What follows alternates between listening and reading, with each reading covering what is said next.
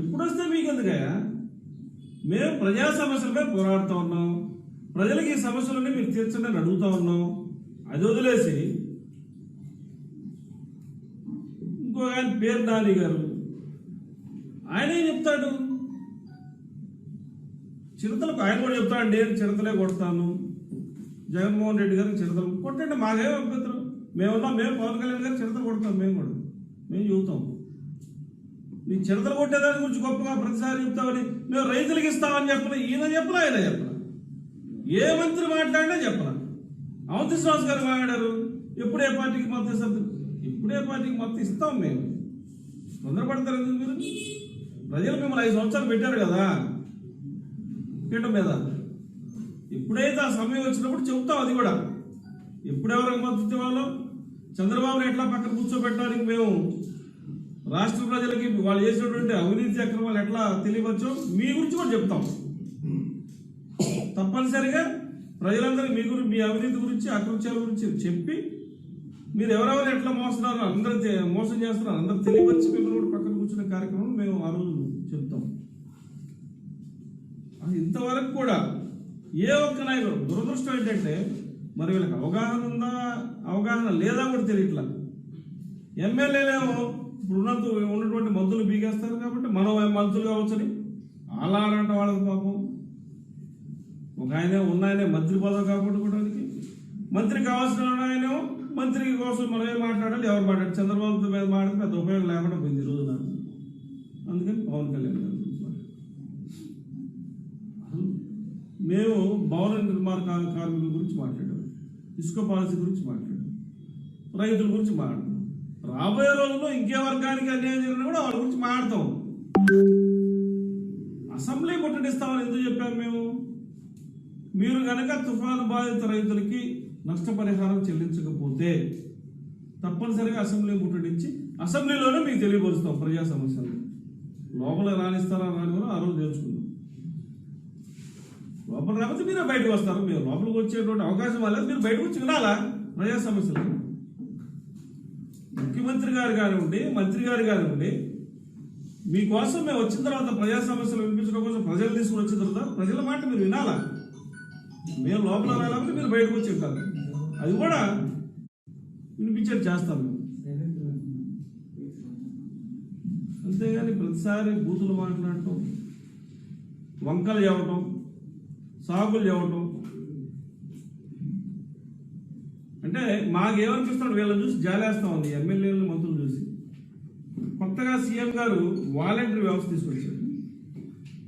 ఆ వాలంటీర్లు 10వ తరగతి తీసుకుని పనులు చేస్తా ఉన్నారు. మీ దగ్గరికి ఎవరు రావట్లేదు, మీకు వచ్చే 10 రూపాయలు కూడా పోగొట్టేవాడు. ఆనాడు చంద్రబాబు ఏదైతే తప్పు చేసి జన్మభూమి కమిటీలు పెట్టి ప్రజలను మోసం చేశాడు, ఆ రోజు చంద్రబాబు నాయుడు జన్మభూమి కమిటీ పెట్టి 3-4 పెట్టాడు అంతే. మీరు ఈ రోజున 100 మందిని పెట్టారు గ్రామానికి 100-200 మంది ఉండి దోచుకునే కార్యక్రమాన్ని అప్పచెప్పారు. నవరత్నాలన్నింటి కూడా వాలంటీర్ ద్వారా ఇస్తామని చెప్తా ఉన్నారు. ఏమి నవరత్నాలు ఇస్తున్నారు? ఎవరు రేషన్ వాళ్ళకి ఇస్తున్నారు మీరు అంతే. మీరు ప్రత్యేకంగా ఏమి ఇస్తున్నారు? అమ్మఒడి కార్యక్రమం ఒకటి పెట్టారు, మళ్ళీ కోతలు పెట్టారు, మేనమావ ఇస్తున్నాడు అని చెప్పారు పిల్లలకి. మేనమావ ఇచ్చేదాన్ని మళ్ళీ మేనమావకి 1000 రూపాయలు వెనక్కి ఇవ్వడం చెప్పారు. అంటే ఈ రోజున మీరు ఇచ్చే డబ్బులు కాక ఎవరు చదువుకోలేదా పిల్లలు? దానికి ఆర్భాటంగా 100 మందిని పెట్టి వాళ్ళకి జీతాలు ఇచ్చి మీ కార్యకర్తలు పెట్టి వాడికి ఏం చేయాలో తెలియక అక్కడ సరే ఏదో అవకాశం వచ్చింది కదా మనం కూడా 10వ తరగతి సంపాదించుకుందాం ఆడిపోయింది. ప్రజల్ని దోచుకోవడం కోసం వాలంటీర్ వ్యవస్థ పెట్టారు. అంటే రేపొద్దున మీ ఉద్దేశం ఏంటి? ఈ వేళ ద్వారానే మళ్ళా ప్రజలకి మనం ఓట్లు కొనుక్కునే కార్యక్రమం కూడా పెడదామనే ఉద్దేశంతో మీరు వాలంటీర్ని పెట్టారు. వాళ్ళు ముందే ఆ కార్యక్రమాలను చేపడుతూ ఉన్నారు. కానీ ప్రజలందరూ కూడా గమనిస్తూ ఉన్నారు, ఈ వాలంటీర్ ఏం చేస్తున్నాడు, ప్రభుత్వం ఏమిస్తాం వీళ్ళు అందించుకుంటా ఉన్నారు, మనకు నష్టం ఎక్కడ జరుగుతూ ఉంది. ఏ ప్రభుత్వం సంక్షేమ పథకాలు చేపట్టినా కూడా ప్రజల సొమ్మే, అది ఎవరి జేబులో డబ్బులు ఇవ్వట్లేదు. నవరత్నాలు పెట్టినా 99 రత్నాలు పెట్టినా కూడా ప్రజలందరూ పన్నులు కట్టేటువంటి డబ్బులే కేంద్ర ప్రభుత్వం సహాయం చేస్తే వచ్చే డబ్బుల్లో నుంచే పేద ప్రజలకు ఇస్తున్నారు తప్పితే ఎవ్వరూ కూడా సొంత డబ్బులు ఇవ్వట్లేదు, వీళ్ళ వ్యాపారం నుంచి తీసి ఇవ్వట్లేదు, వీళ్ళు చేసేటువంటి వ్యవసాయంలోంచి వచ్చే డబ్బుల నుంచి ఇవ్వట్లేదు. కాబట్టి ప్రజలందరూ తెలుసు. ఉదాహరణకు ఒకటే, చంద్రబాబు నాయుడు ఏం చేసిన పసుపు కుంకుమ పెట్టాడు. ఆ రోజున లేడీస్కి 10,000 ఇస్తారని చెప్పి ఇచ్చాడు. ఏమైంది? ఆ పసుపు కుంకుమతో పాటుగా మీ నవరత్నాలు కూడా చేరిపోయినాయి. అంతేగాని మీరు ఊరికి అత్యుత్సాహపడి మంత్రి పదవులు కాపాడుకోవడం కోసం పదవుల మొదలు పడి ప్రతిపక్షంలో ఉన్నటువంటి నాయకుడిని, ప్రజా సమస్యలపై పోరాడే నాయకుడిని పవన్ కళ్యాణ్ గారిని మీరు తిట్టే కార్యక్రమం చేపడితే, మా కార్యకర్తలు మీరు తిట్టడం మొదలు పెడితే మీరు ఏమైపోతారో ఆలోచించండి. అసలు ఈ గోళ ఆంధ్రప్రదేశ్లో తప్పితే ఎక్కడా లేదు నాకు తెలిసి.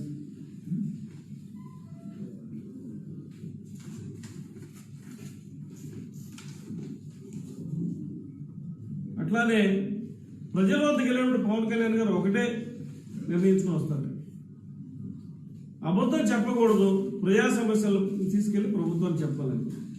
కానీ మీరు తెలుగుదేశం నాయకులు కానీ వైసీపీ నాయకులు కానీ ముందుగా ఈరోజు మనం ఎన్ని అబద్ధాలు చెప్పాలని చెప్పి బయలుదేరుతారు. మీకు మాకు తేడా లేదు. మేము ప్రజల దగ్గర రాజకీయం చేయట్లా, ప్రజా సమస్యలు ప్రభుత్వం దృష్టికి తీసుకెళ్ళడానికి ప్రయత్నం చేస్తా ఉన్నాం. దాన్ని కూడా మీరు తప్పుపట్టి బూతులు మాట్లాడితే రాబోయే రోజుల్లో మేము కూడా చిన్నగా మీ దానికి వస్తాం. మీరు ఎట్లా రాజకీయం చేస్తాం, మేము ఎట్లా రాజకీయం చేస్తాం. తప్పనిసరిగా అధికారంలో రావడానికి ఏమేమి చేయాలో అన్ని ప్రయత్నం మేము చేస్తాం.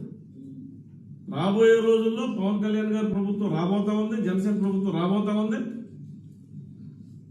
మరలా మీరు ఎవరెవరు మళ్ళీ మా దగ్గరికి సీటు కోసం వస్తారో కూడా ఒక అవగాహన ఉంది మాకు, ఇప్పుడు ఉన్నటువంటి కొంతమంది. కానీ అవినీతి చేసినటువంటి నాయకులు ఎవరిని కూడా మా పార్టీలోకి రానివ్వండి సార్. ముఖ్యంగా ఈరోజు చెప్తా ఉన్నాం, ముఖ్యమంత్రి గారు నేను ఈ రోజున రైతులకి ఇన్పుట్ సబ్సిడీ ఇచ్చానని చెప్తాను.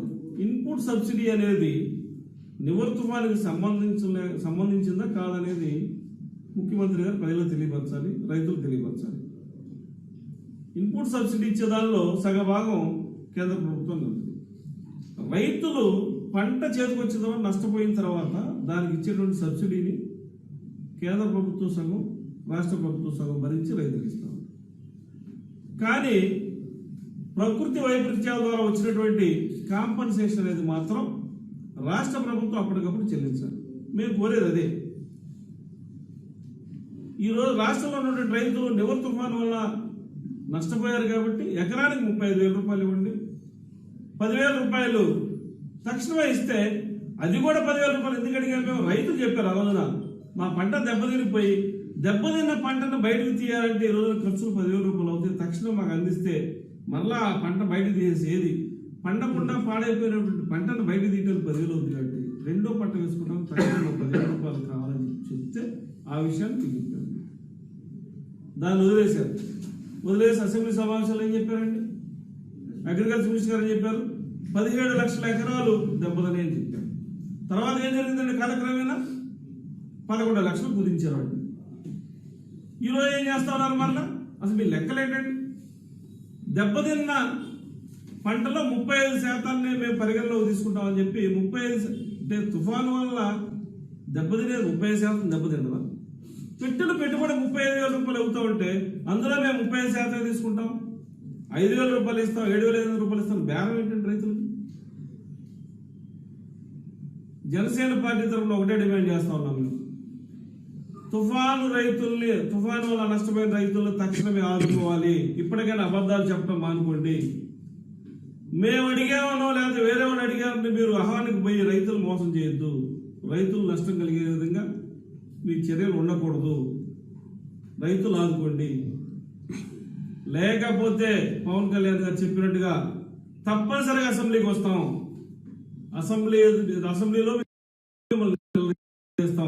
చెప్పేవారు కూడా రైతులందరూ తీసుకువస్తాం. జనసేన పార్టీ నాయకులు వస్తారు, కార్యకర్తలు వస్తారు.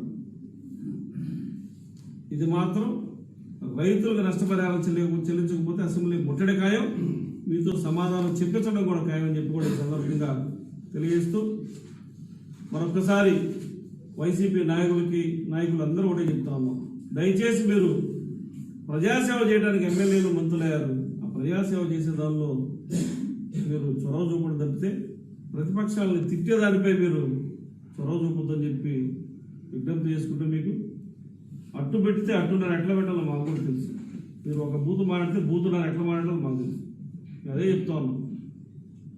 అసలు మనకు వద్దండి అవి.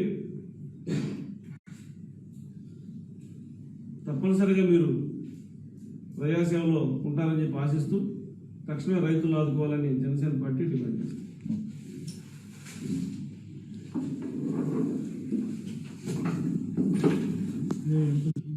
అందరికీ నమస్కారం. ఈ రోజున ఈ సమావేశం ప్రధానంగా నిర్వహించడానికి కారణం జనసేన పార్టీ అధ్యక్షులు పవన్ కళ్యాణ్ గారు నెల రోజులుగా రాష్ట్రంలో వివిధ తుఫాను వల్ల కానీ, వరదల వల్ల కానీ, అదేవిధంగా నివార్ తుఫాను వల్ల నష్టపోయినటువంటి రైతాంగానికి రాష్ట్ర ప్రభుత్వం అండగా నిలబడాలి. అదేవిధంగా రైతుల కష్టాల్ని, నష్టాల్ని, ఇబ్బందుల్ని తీర్చే విధంగా తదుపరి పంటకి పెట్టుబడి అందేలాగా ప్రతి రైతు ప్రతి ఎకరానికి రాష్ట్ర ప్రభుత్వం 35,000 రూపాయల నష్టపరిహారం చెల్లించాలని, దానిలో భాగంగానే 10,000 రూపాయల తక్షణ సాయం చెల్లించాలని డిమాండ్ చేస్తూ వచ్చారు. ఈ అంశం మీద రాష్ట్ర ప్రభుత్వం సానుకూలంగా స్పందిస్తే బాగుంటుందనేటువంటి అంశాన్ని కూడా ప్రభుత్వం దృష్టికి తీసుకెళ్లి కృష్ణా జిల్లా, గుంటూరు జిల్లా పర్యటనలో భాగంగా 48 గంటల్లోనే తక్షణ సాయం కింద రైతుల ఖాతాలో 10,000 జమ చేయాలని డిమాండ్ చేశారు. రాష్ట్ర ప్రభుత్వం స్పందించరు. అందుకనే రైతు పక్షపాతిగా, రైతుల తరపున పోరాడుతున్నటువంటి రైతు మిత్రుడిగా పవన్ కళ్యాణ్ గారు 28వ తారీఖున రాష్ట్ర వ్యాప్తంగా అన్ని జిల్లా కలెక్టరేట్లలో కూడా ప్రభుత్వానికి తెలిసే విధంగా రైతులను ఆదుకోవాలని వినతి పత్రం ఇవ్వడం జరిగింది. ఆ సందర్భంగా ఒకటే చెప్పాం, మీరు ఇంతవరకు కూడా తక్షణ సాయం 10,000 చెల్లించలేదు కనుకనే ఉద్యమం ఇంకో దశగా తీసుకెళ్ళి ఆ రోజు కూడా పవన్ కళ్యాణ్ గారు సూటిగా రాష్ట్ర ప్రభుత్వానికి ఒకటే చెప్పారు, మీరు కనుక రైతులకు 35,000 రూపాయల నష్టపరిహారం కనుక చెల్లించకపోతే అసెంబ్లీని ముట్టడిస్తామని చెప్పారు. ఎప్పుడు ముట్టడిస్తారు? మీరు రైతులకి నష్టపరిహారం చెల్లించకపోతే అసెంబ్లీని ముట్టడిస్తామని చెప్పంగానే మరుసటి రోజు పొద్దున్న ముఖ్యమంత్రి గారు తాడేపల్లి ప్యాలెస్ ఒకసారి కదిలింది, అందుకని స్పందించారు. ఆయన అసెంబ్లీని ముట్టడిస్తాడు ఈ పవన్ కళ్యాణ్ గారు వేలాది మంది రైతులతో, కౌలు రైతులతో, రైతు కూలీలతో, జన సైనికులతో ముట్టడిస్తే అసెంబ్లీలో మన అడ్రస్ గల్లంత అయిద్దామనేటువంటి భయంతోనే నేను తాడేపల్లి ప్యాలెస్ నుంచి వాళ్ళు స్పందించాను. అసంబద్ధమైనటువంటి మాట, అన్ని కూడా రైతులకి మేలు చేసేటువంటి మాటలు ఒక్కటి కూడా మాట్లాడాల, అన్ని కూడా రాజకీయ విమర్శలు చేస్తా ఉన్నారు. దీనికి తోడుగా రాష్ట్ర వ్యాప్తంగా ఉండేటువంటి కొంతమంది మంత్రులు మాట్లాడతారు, ఏది పడితే అది మాట్లాడతారు, ఏది పడితే అది మాట్లాడతారు. అసలు సంబంధం లేని మాటలు మాట్లాడడం, అన్ని రాజకీయ విమర్శలు చేయడం. వకీల్ సాబ్ అడిగారని చెప్పారంటే దాని అర్థం వకీల్ సాబ్ అంటే న్యాయవాది, రైతుల పక్షాన పోరాడుతున్నారు, మేము న్యాయంగా పోరాటం చేస్తున్నటువంటి అంశం మాట్లాడితే వీళ్ళందరూ ఇష్టానుసారం మాట్లాడుతున్నారు. మరి మేమేమనాలి? ఖైదీ సాబ్ పాలనలో రాష్ట్ర వ్యాప్తంగా అన్ని వర్గాల ప్రజలు ఇబ్బందులు పడతా ఉన్నారు. ఇది ఖైదీ సాబ్ పాలన. అందుకే దళితుల మీద దాడులు జరుగుతూ ఉన్నాయి, ముస్లింల మీద దాడులు జరుగుతూ ఉన్నాయి, బీసీల మీద దాడులు జరుగుతూ ఉన్నాయి, యువతల మీద దాడులు జరుగుతూ ఉన్నాయి. అయినా కూడా ఖైదీ సాబ్ స్పందించరా? ఈ ఖైదీ సాబ్ పాలనలో రాష్ట్ర వ్యాప్తంగా అన్ని వర్గాల ప్రజలు అల్లకల్లోలం అయిపోయారని ప్రజలందరూ కూడా ఆవేదన చెందుతూ ఉంటే నోరు ఉంది కదా అని బూతుల మధ్య పొడలని గారి ఇష్టానుసారం మాట్లాడతారు. మీరేం చెప్పారు? మొదట సన్న బియ్యం సరఫరా చేస్తున్నారా లేదా? సన్న బియ్యం సరఫరా చేయలేనటువంటి సన్నాసి మంత్రి. అదేవిధంగా పౌర సరఫరా శాఖ మంత్రిగా ధాన్యం సేకరించి కొనుగోలు చేయలేనటువంటి దద్దమ్మ మంత్రి. నువ్వు శివలింగం ఏంటి? నువ్వు డెఫినెట్ గా బోడిలింగం కాదు. నువ్వు శివలింగం కాదు. ఎందుకనంటే నువ్వు మంచి మాటలు నేర్చుకొని ఎక్కడ పడితే అక్కడ ప్రతి ఒక్కరి నెత్తి మీద కూడా చెయ్యి పెట్టే టైం. దానికే మీకు చెప్తున్నాను, 3 కోట్ల రూపాయలు నీకు అప్పుగా ఇచ్చినటువంటి వంకా విజయ్ నేను 10 సార్లు వచ్చి అన్న నా డబ్బులు నాకు ఇయ్యని చెప్తే నువ్వు స్పందించకపోతే వంకా విజయ్ గుడివాడలో రైల్వే ట్రాక్ మీద పడుకొని ఆత్మహత్య చేసుకున్నటువంటి మాట వాస్తవం కదా? నువ్వు శివలింగం ఇక్కడ బోడిలింగం గడవా? సివిల్ సప్లైస్ శాఖలో ఇంటర్మీడియట్ క్వాలిఫికేషన్ ఉంటే వాలంటీర్ గా పనిచేసేటువంటి అవకాశం ఉంటుంది. కానీ ఆ శాఖకి మంత్రి అయినటువంటి నువ్వు 10th క్లాస్ కూడా ఫెయిల్ కాదా? నువ్వు శివలింగం గాడివో బోడిలింగం గాడివో? నువ్వు దీనికి సమాధానం చెప్పాలి. అదేవిధంగా ఎక్కడో అమెరికాలో వ్యాపారం చేసుకున్నటువంటి వ్యక్తి దగ్గర 10 కోట్లలో అప్పులు చేసి అసలు ఆయనకి సంబంధం లేని నియోజకవర్గంలో గన్నవరంలో పోటీ చేయించి ఓడిపోయిన తర్వాత ముఖం చాటేసి వేరే పార్టీకి చెందినటువంటి ఎమ్మెల్యేని తీసుకొచ్చి నీ పబ్బం కట్టుకున్న తర్వాత నువ్వు పక్కకు తల తిప్పావా లేదా?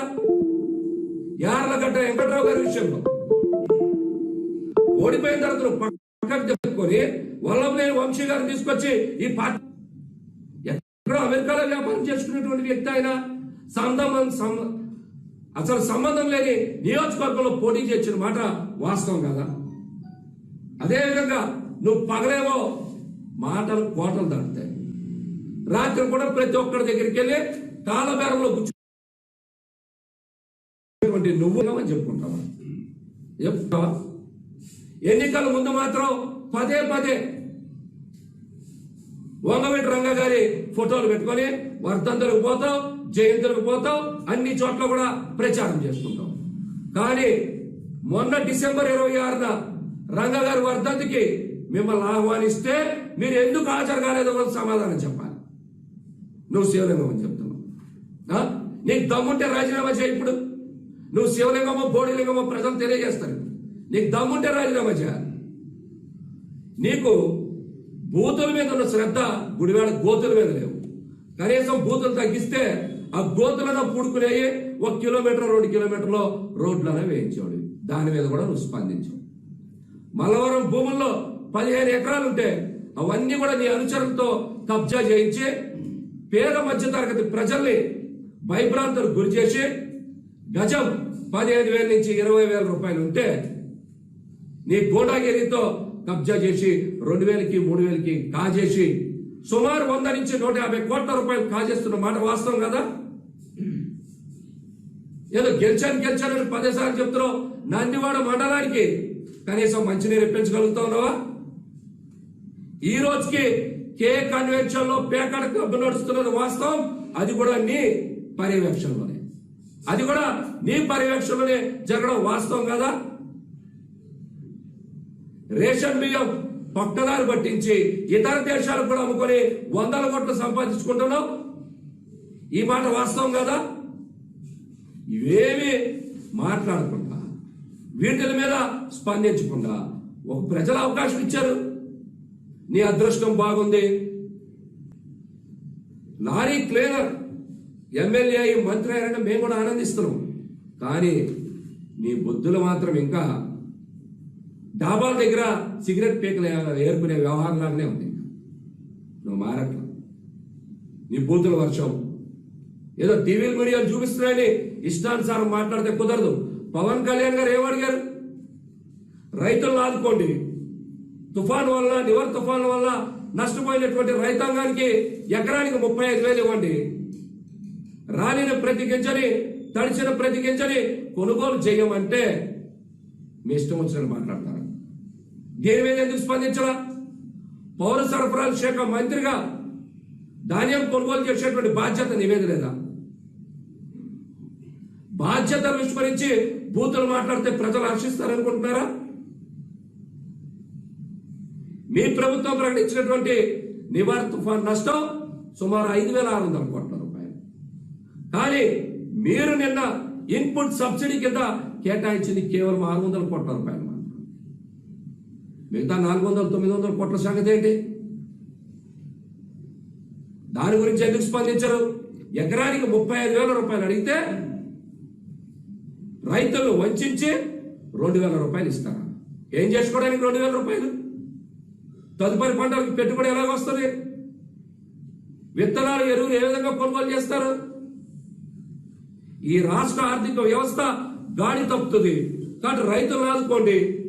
రాష్ట్రంలో వచ్చేటువంటి ఆదాయంలో 40% వ్యవసాయం మీదనే వస్తుందని పవన్ కళ్యాణ్ గారు చెప్తే, రాష్ట్ర భవిష్యత్తు దృష్ట్యా ఆర్థిక పరిపుష్టత వరకు సూచన చేస్తే మీరు ఇష్టానుసారం మాట్లాడతారా? రైతులను ఆదుకోరా? ఇది రైతు వంచన ప్రభుత్వం కాదా? దీని మీద మాట్లాడకుండా ఎవరు మాట్లాడితే అన్ని మీ ఇష్టం. మాకు రావా మాట్లాడడం? మేము అనలేదా? ఖైదీ సాబ్ మేము అనలేమా? 1-10 సార్లు అనుకుంటాం. కానీ మాకు కూడా ఇక్కడ విచక్షణ ఉంది. మంచి మాటలు మాట్లాడలేదు కదా, జాగ్రత్తగా మాట్లాడుతున్నాం. హద్దు మీరితే మంచిది కాదు. ప్రజాస్వామ్యంలో అన్ని రోజులు మీ పక్షాలు ఉండో తప్పనిసరిగా ప్రజలు బుద్ధి చెప్తారు. నీకు దమ్ముంటే ఇప్పుడు రాజీనామా చేయి.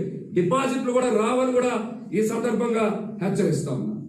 అదేవిధంగా నీకు సహాయం చేసి నీకు అండగా నిలబడిన ప్రతి వ్యక్తిని మోసం చేసినటువంటి నువ్వు ఎప్పటికీ శివలింగం కాదు, ఎప్పటికీ బోడిలింగమే అని కూడా ఈ సందర్భంగా తెలియజేస్తా ఉన్నా. మరొక వ్యక్తి ఉన్నారు. మరొక వ్యక్తి నీ సహచరుడు. అతను పెద్ద బోడిలింగం. అతను ఒక పెద్ద బోడిలింగం. ఆయన చిరతలు కొడతానని చెప్తాడు. కొట్టు, బాగా కొట్టు. 6 నెలల్లో నీ పదవి ముగుస్తుందని కాబట్టి ముఖ్యమంత్రి గారి దగ్గర మార్కులు కొట్టేసి పదవి కొనసాగించుకోవాలని నీ చిరతల సౌండ్ బాగా పెంచావు. జనానికి అర్థమైంది. కొట్టాలి, బాగా చిరతలు నువ్వు కొట్టాలి. ఏమనంటే ఏం మాట్లాడుతున్నారు మీరు? నేను కాపురి అని పేరు నాని గారు మాట్లాడుతున్నారు. నువ్వు కాపు అయితే ముఖ్యమంత్రి గారి దగ్గరికి వెళ్ళి ఈబీసీ కోటాలో కాపులకు 5% రిజర్వేషన్ ఎందుకు ఇవ్వట్లేదని అప్పుడు కొట్టొచ్చుగా చిరతలు. అప్పుడు కొట్టు డప్పు. దాని గురించి మాట్లాడు. కాపు కార్పొరేషన్ నిధులన్నీ కూడా నవరత్నాలకు మళ్లిస్తా ఉంటే దాని గురించి ప్రశ్నించి డప్పు కొడతావో చిరతలు కొడతావో దాని గురించి మాట్లాడు. ఏమంటే కాపుని నా గురించి ఇలా మాట్లాడారు, అలా మాట్లాడారని మాట్లాడుతున్నావు. నువ్వు కాపు అయితే, నీకు నిజంగా కాపుల సంక్షేమం అభివృద్ధి మీద చిత్తశుద్ధి ఉంటే నువ్వు జగన్మోహన్ రెడ్డి గారిని ప్రశ్నించాలి. అప్పుడు బాగా కొట్టు చిరతలు. ఆ సౌండ్ అక్కడ పెంచి కాపులకు ఈబీసీ రిజర్వేషన్ లో 5% అమలు చేయమని డిమాండ్ చేయి. కాపు కార్పొరేషన్ నిధులన్నీ కూడా కాపుల అభివృద్ధి సంక్షేమం కోసమే వినియోగించాలని డిమాండ్ చేయి. అవి మాటలు కుదరదు. ఎంతసేపు కనీసం నీ శాఖ మీద కూడా నీకు పట్టు లేదు. నీ కింద ఉండేటువంటి అధికారులు కూడా నీ మాట అంటారు. డైరెక్ట్ గా సీఎంఓ ఆఫీస్ తో మాట్లాడుకున్నటువంటి మాట వాస్తవం కదా. నువ్వు కేవలం ముఖ్యమంత్రి గారికి చిరతలు కొడతా విజయవాడకి, అమరావతికి, లేదా మచిలీపట్నం, విజయవాడ, అమరావతికి షటిల్ సర్వీస్ చేయడానికి తప్పించి నువ్వు దేనికి పనికి రావట్లేదని కూడా ఈ సందర్భంగా తెలియజేస్తాను. నువ్వు ఎప్పటికీ బోడిలింగమే, అది కూడా గుర్తుపెట్టుకోవాలి. నేను ఇంకొక మంత్రి మాట్లాడుతున్నారు, వెల్లంపల్లి శ్రీనివాస్ గారు. ఈ మధ్య నోరు పెరిగింది, బానే పెరిగి ఏకవచనం రా అని మాట్లాడుతున్నాడు. ఈ రాష్ట్రానికి అరిష్టం దరిద్రం నువ్వే. ఈ రాష్ట్రానికి అరిష్టం దరిద్రం నువ్వే. నువ్వు మైలు పడ్డమంటి మంత్రివి. నువ్వు దేవాదాయ శాఖ మంత్రిగా ఉండడానికి హిందూ సాంప్రదాయాల ప్రకారం నువ్వు అనర్హుడివి. ఎందుకు చెప్తున్నానండి? మాట చెప్పడానికి బాధగా, కానీ చెప్పాల్సి వస్తుంది. ఇది సందర్భం కూడా, అందుకే చెప్తాను. నువ్వు ఈ రాష్ట్రానికి దేవాదాయ శాఖ మంత్రిగా ఉన్నంతసేపు ఈ రాష్ట్రానికి అరిష్టం దరిద్రం హిందూ సాంప్రదాయం ప్రకారం. ఎందుకంటే మీ మాతృమూర్తి గారు చనిపోతే 1 ఏడాది మైలు ఉంటుంది. నువ్వు దేవాదాయ శాఖ మంత్రిగా ప్రమాణ స్వీకారం చేసినటువంటి 1 నెలకో 2 నెలకో మీ మాతృమూర్తి గారు కాలం చేశాడు. నీకు 1 ఏడాది మైలు ఉంటుంది. 2020 జూలై వరకు, ఆగస్టు వరకు.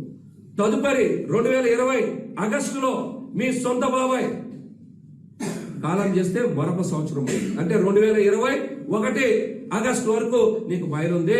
హిందూ సాంప్రదాయాల ప్రకారం దేవాదాయ శాఖ మంత్రిగా నువ్వు మైలుపడ్డ మంత్రిగా నువ్వు విధులు నిర్వర్తించడానికి కూడా నువ్వు అనర్హుడు.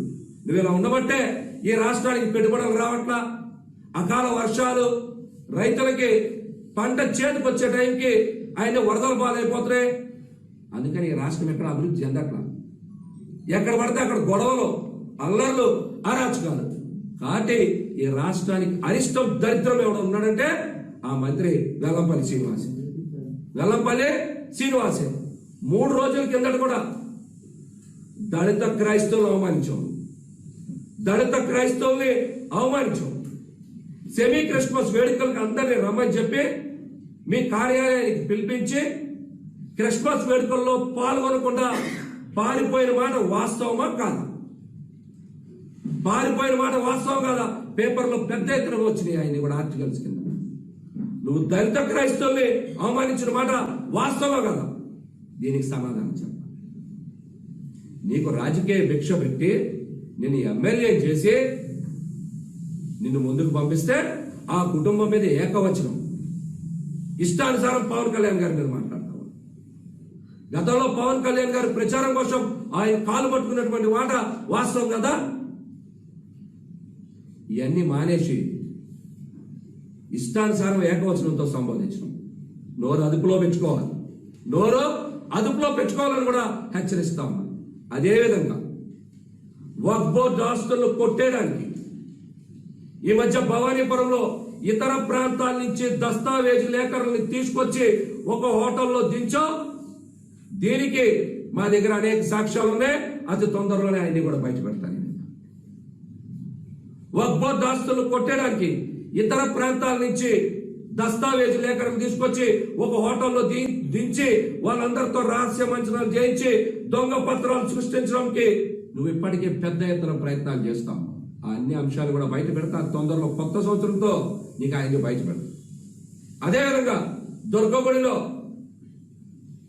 అమ్మవారి ఆలయంలో వినియోగించినటువంటి పాత ఐరన్ ని మీ దొంగల బ్యాచ్ కి 1.5 కోటి విలువైనటువంటి పాత ఐరన్ ని నువ్వు 50 లక్షల రూపాయలకి అమ్మకం చేయించి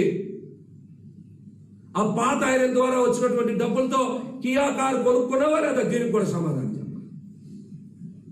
దీనికి కూడా సమాధానం చెప్పాలి. ఎన్నికల ముందు మొత్తం కూడా ఆరిపోయినటువంటి నువ్వు ఈ రోజున 100 కోట్ల రూపాయల ఆస్తులు ఎక్కడి నుంచి వచ్చినాయి? షాపింగ్ మాల్స్ ఎక్కడి నుంచి కొంటావు? దీని మీద కూడా సమాధానం చెప్పాలి. ఇంకొక మాట చెప్పి ముగిస్తా. కొత్త సంవత్సరంతో వెల్లంపల్లి శ్రీనివాస్ గారి మీద అనేక రకమైనటువంటి అంశాల మీద మాట్లాడతాం. చీమకుర్తిలో నువ్వెవరితో పెట్టుబడులు పెట్టావు? గతంలో నువ్వు 25 కోట్ల రూపాయలు ఎక్కడి నుంచి ఒక్కసారిగా పెట్టుబడులు పెట్టావు?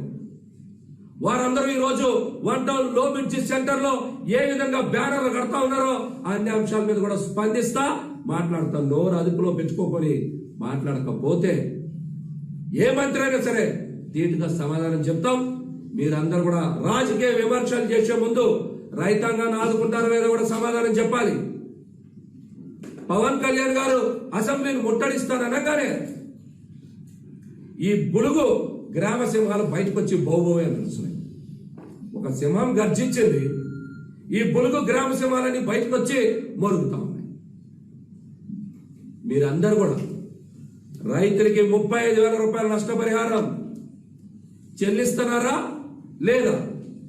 రైతుల్ని ఆదుకుంటారా లేదా అనేటువంటి అంశాల మీద స్పష్టమైనటువంటి ప్రకటన రాబోయే అసెంబ్లీ సమావేశాలకి ముందే పవన్ కళ్యాణ్ గారు డిమాండ్ చేసినట్టు కనుక మీరు లబ్ధి చేకూర్చకపోతే తప్పనిసరిగా అసెంబ్లీ ముట్టడి కార్యక్రమం జరుగుతుంది.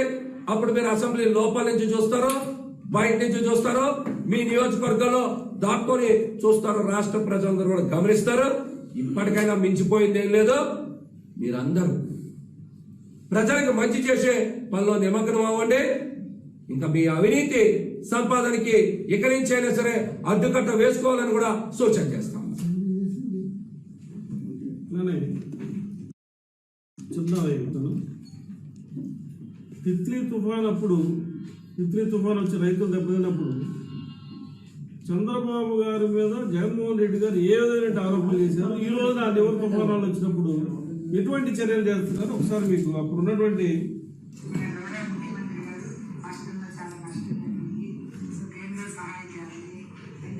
చెప్పనా అట్లా ఆడే రాదు. రొటేటింగ్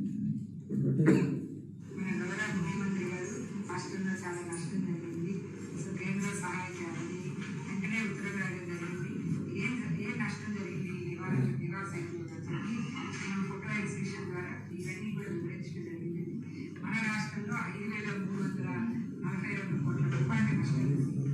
మన రాష్ట్రంలో 5,342 కోట్ల రూపాయల నష్టం జరిగింది. మనం ఈ మెమరాండం ఇవ్వడం జరిగింది ఈరోజు సెంట్రల్ టీమ్కి. మీకు చెప్పింది ఎవరా అంటే చంద్రబాబు నాయుడు గారు సీఎంగా ఉన్నప్పుడు డిజాస్టర్ మేనేజ్మెంట్ సంబంధించి ప్రిన్సిపల్ సెక్రటరీ ఉషారాణి గారు ఆ రోజు చెప్తే అప్పుడు చంద్రబాబు నాయుడు గారు ఎంత ప్రభుత్వ సహాయం చేశారు రైతులకి అనేది జగన్మోహన్ రెడ్డి గారు మాట్లాడి విందాం ఆయన మాట్లాడు. నష్టాలు 3,435 కోట్ల రూపాయలు నష్టం బాధ్యులేదని రైతులను ప్రజలు పూర్తిగా దెబ్బతిన్నారు అని చెప్పి చెప్పుకొచ్చారు. అరకైతేనేమి, పత్తైతేనేమి, వరైతేనేమి పూర్తిగా నష్టపోయిన పరిస్థితి కనిపిస్తారు. ఇదే బిజిలీకి సంబంధించి అక్షరాల 3,435 కోట్ల రూపాయలు నష్టం బాధ్యులేదని ఈ పెద్ద మనిషి చంద్రబాబు నాయుడు గారు కేంద్ర ప్రభుత్వానికి లేఖ రాస్తారు. 3,435 కోట్ల రూపాయల్లో ఈ రాష్ట్ర ప్రభుత్వం పేద ప్రజల కోసం ఏం చేసింది అని అడుగుతా ఉన్నా. 3,435 కోట్ల రూపాయల్లో కేవలం ముస్టేసి వేసినట్టు కేవలం 520 కోట్ల రూపాయలు మాత్రమే మంజూరు చేసింది గద్దె చంద్రబాబు నాయుడు గారి పాలన. అంటే 3,435 కోట్ల రూపాయలు 520 కోట్ల రూపాయలంటే కేవలం 15%. ఈ రోజున మన రాష్ట్రంలో నివర్ తుఫాన్ వలన రైతులు నష్టపోయింది ఎంత శాతం నష్టపోయారు? ఈ యొక్క నివర్ తుఫాన్ వలన 5,342 కోట్ల రూపాయలు నష్టపోతే ఇచ్చింది 646 కోట్లు. అంటే గత ప్రభుత్వాన్ని విమర్శించినటువంటి ప్రస్తుత ముఖ్యమంత్రి చేసిందేంటి?